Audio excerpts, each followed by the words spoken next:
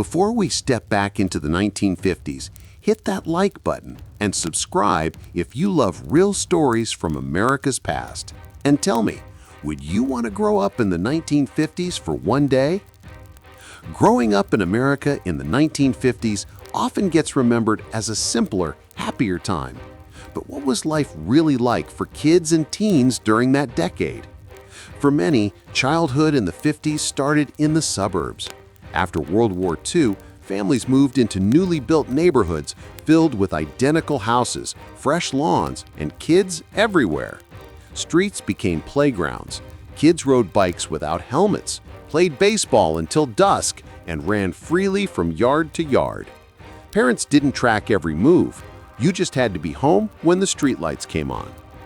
Inside the home, life centered around stability. Most families ate dinner together every night. Milk was delivered to the front door. Chores were part of daily life, and respect for parents and teachers was expected. Television was brand new, and kids gathered around black and white screens to watch Howdy Doody, The Lone Ranger, and Disneyland. It felt magical. School was strict, but predictable. Desks in neat rows, handwriting lessons, chalkboards, and yes sir, yes ma'am. Kids practiced fire drills, and because of the Cold War, duck and cover drills meant to prepare for nuclear attacks. Teenagers in the 1950s lived in a world that was changing fast. Rock and roll exploded. Elvis Presley shook the country and created the first true youth culture. Drive-ins, sock hops, diners, and jukeboxes became the places where teens found freedom. But life wasn't perfect.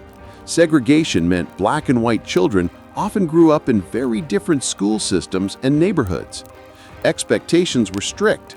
Boys had to be tough, girls were expected to be proper, and breaking the rules wasn't easy.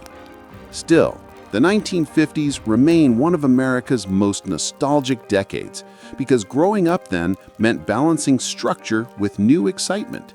Family values, booming suburbs, rock music, and a vision of a bright future.